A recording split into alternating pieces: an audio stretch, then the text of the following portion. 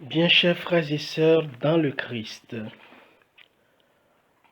en ces temps si particuliers où nous sommes tous et toutes à la recherche de paix et de sérénité dans notre cœur, je viens de la part de notre Seigneur Jésus-Christ vous souhaiter la paix et la sérénité qui viennent de lui. Avec le dimanche des Rameaux, nous entrons dans la semaine sainte. Elle est sainte cette semaine parce que nous y célébrons tous les grands mystères de notre rédemption. Jeudi saint, nous célébrerons l'institution de l'Eucharistie avec conjointement l'institution du sacerdoce. Nous serons en union avec tous les prêtres pour bénir le Seigneur du don du sacerdoce et de l'Eucharistie. Vendredi, nous plongerons dans le drame de la croix, de la passion de notre Seigneur Jésus-Christ. Et nous aurons à cœur d'offrir toutes nos croix, toutes nos souffrances, tous nos échecs, tout ce qui nous semble brisé dans notre vie, tout ce qui nous semble raté dans notre vie, pour que dans la passion du Christ, tout ce qui est mort en nous retrouve la vie et revive de la vie du Christ. Le samedi saint, c'est l'humanité entière, c'est les chrétiens tout entiers qui veillent dans l'attente de la résurrection. Et le dimanche de Pâques, eh bien, c'est la joie, l'allégresse du salut qui éclate. Je voudrais partager avec vous une méditation sur les textes du dimanche des Rameaux. Plus particulièrement, ma méditation va porter sur ce que j'appelle le paradoxe du dimanche des Rameaux. Le dimanche des Rameaux combine le récit de l'entrée triomphale de Jésus à Jérusalem avec le récit de la passion violente de Jésus. La foule est la même qui a acclamé Jésus lorsqu'il entrait triomphalement à Jérusalem et qui, quelques jours plus tard, réclame violemment et à grands cris « Crucifie-le, crucifie-le ». Mais alors, que s'est-il passé? Qu'est-il arrivé entre l'entrée triomphale de ce Jésus dont quelques jours plus tard, on réclame à grands cris la mort? Est-ce dû au caractère versatile de la foule, facilement manipulable? Est-ce dû au manque de conviction propre à toute foule? Peut-être. Mais il me semble que le drame repose plus profondément sur un gros malentendu, sur une grosse méprise, une erreur de lecture qui a conduit le peuple, qui a conduit cette foule à une grosse déception. Et nous savons que nos déceptions, lorsqu'elles sont grandes et cruelles, peuvent déboucher, hélas, sur l'amertume et parfois, malheureusement, sur la violence et la guerre. La foule, c'est la foule des Juifs. Et quelle est l'espérance des Juifs? Qu'est-ce qu'un Juif attend le plus profondément? Eh bien, la foule des Juifs attend depuis des lustres un Messie glorieux, un Messie roi, chef de guerre, qui rétablirait la royauté de David, qui a été traîné dans la boue depuis, qui est disparu, et qu'on attend avec impatience. Un roi glorieux, chef de guerre, qui combattrait l'ennemi et libérerait Jérusalem de l'occupant romain. Sur Jésus, sur la personne de Jésus, qui guérissait les malades, ressuscitait les morts, annonçait la libération, prenait ouvertement la défense des pauvres, des opprimés, eh bien, cette foule a aussitôt reporté cette espérance messianique. Et Jésus lui-même, ouvertement, a assumé ce statut de Messie, d'envoyé de Dieu, pour la libération de son peuple. Le peuple va alors projeter non seulement son espérance, mais aussi sa conception d'un Messie triomphateur, chef de guerre sur la personne de Jésus. Et c'est là que commence le gros malentendu, la grosse erreur de lecture. Même les disciples de Jésus sont vite entrés dans cette lecture d'un Messie roi à la tête d'un royaume avec un pouvoir temporel. Souvenez-vous des deux disciples, les deux fils de Zébédée qui viennent avec leur maman, demander clandestinement à Jésus de bien vouloir leur réserver une place, l'un à sa droite, l'autre à sa gauche. Et que les autres disciples l'ayant appris, s'indignèrent et Jésus a été obligé de remettre les choses en place.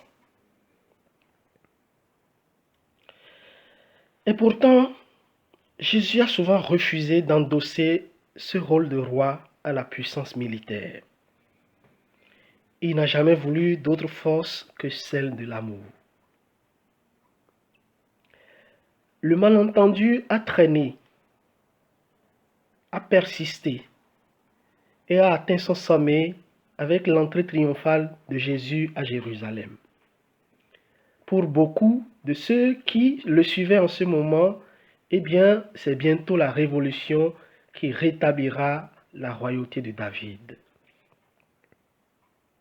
Ils ont bien remarqué que Jésus n'entrait pas à Jérusalem monté sur un cheval, mais sur une ânesse, une bête de somme pacifique, affectée aux basses besognes. Ils ont bien remarqué, mais ils n'avaient pas en ce moment la capacité de l'interpréter comme il fallait. Jésus, n'était pas un roi chef de guerre, mais un roi serviteur. Et il aura fallu des années et des années, des siècles, après la mort de Jésus, la résurrection de Jésus, pour que nous commencions à entrer vraiment dans cette vision de roi serviteur. Et jusqu'à nos jours, le pouvoir comme service n'est pas encore totalement entré dans les mœurs. Jésus va finir sur la croix. Entrer à Jérusalem avec cette foule qui l'acclamait, qui se disait, ça y est, bientôt on va y arriver, la révolution. Entrer à Jérusalem, il ne se passe rien de tout ce que la foule avait imaginé. Non, la révolution n'aura pas lieu. La libération est reportée, compromise pour beaucoup. Au contraire encore, les choses tournent mal pour Jésus. Il se fait arrêter comme un fauteur de troubles et il ne réagit pas. Il ne déploie pas sa puissance. Et voilà, la foule désorientée, la foule amère, la foule ne comprend plus rien, la foule est déçue.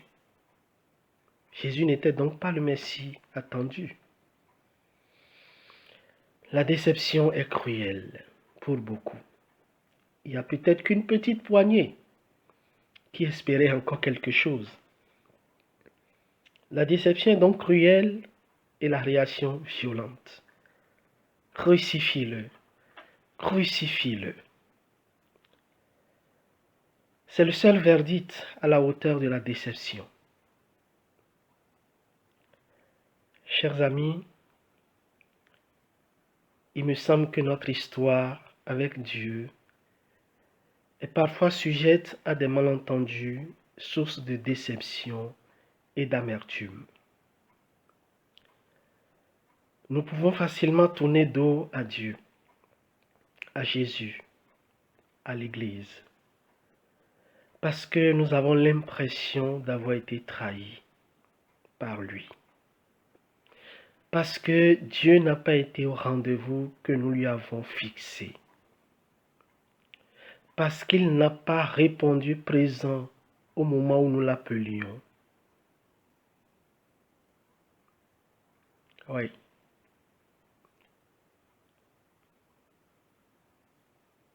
Dieu peut-il décevoir? C'est une question qui vaut la peine d'être posée.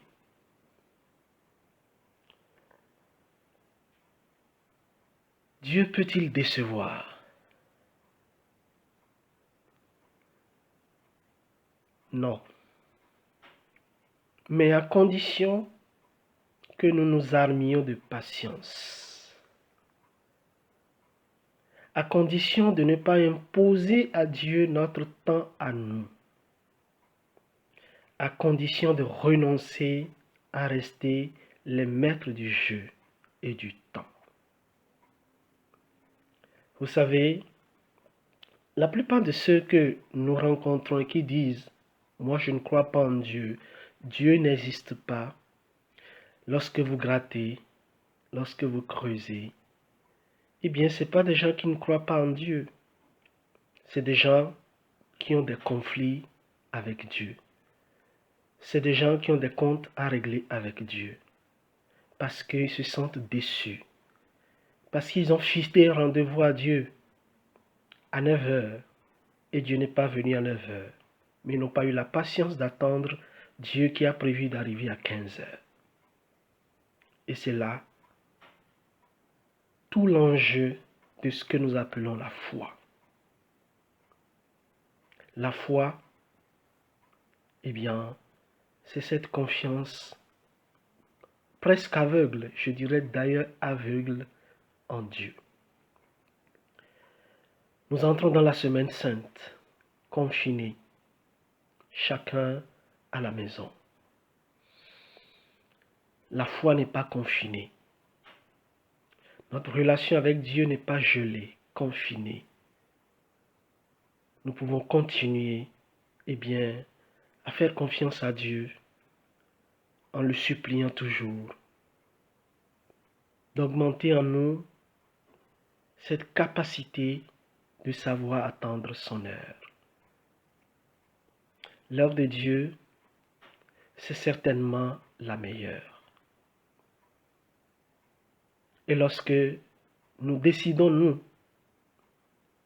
de continuer à rester maître du jeu, de continuer à dicter notre timing, eh bien, il y a de fortes chances que nous aboutissions à ce gros malentendu, que nous aboutissions tout simplement à la conclusion que Dieu est décevant.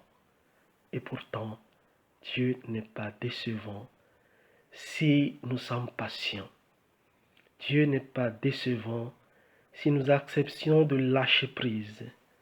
Dieu n'est pas décevant si nous renonçons à être maîtres des temps, lorsque nous renonçons tout simplement à être le maître des jeux. Et je sais que pour nous, humains, hommes du 21e siècle, c'est difficile de lâcher les rênes de notre vie. C'est difficile de ne pas avoir les manettes de notre vie en main. Seigneur, apprends-nous la force de la confiance, la force de l'abandon. Amen. Que Dieu vous bénisse.